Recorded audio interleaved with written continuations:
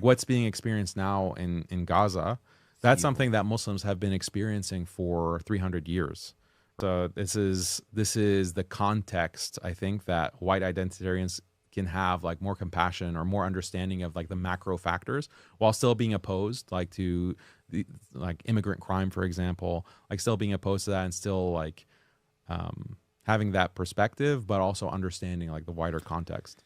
You know, people need to realize too that Islam is a big religion in lots of different countries. So you're not necessarily always the same culture. There's some similarities in religion, but you're bringing people from different countries, so there's going to be different cultures too. I think a lot of people don't quite understand that. I mean, one of the things that I have a problem with white identitarians is the kind of race realist attack like on like blacks are just inherently this or that, or Asians are inherently this or that, or that yeah, certain races do have certain proclivities that are both positive and negative. Like there are positive and negative things about each of the races. I think that there could be a biological basis for a lot of that.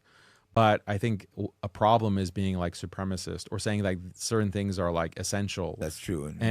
But it like goes into this direction that I think becomes very problematic, especially if you're like a religious person, because you believe that God created all the races, created every single person, and every single person has the potential for good and evil. And you can't say that, oh, just because someone's this race, that means that they're inherently going to be violent and immoral. So that would be like me saying white people are just inherently I do think there's a race realism, but I also think just to shit on someone, it's like, okay, maybe instead, I think there's some culture problems in the black community. I think those could be addressed, but shit there and be like, oh, black people have low IQs. How is that helpful in any way? It's completely unhelpful. It's not going to solve anything. This is something inherent.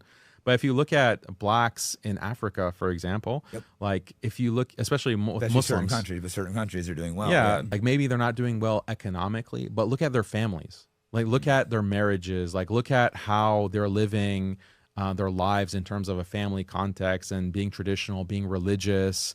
And there's a lot of value there. Like that's extremely like that's a culture that is very notable and honorable, and we should like praise them for that. So to think that, well, black culture is in America is what it is because of the race,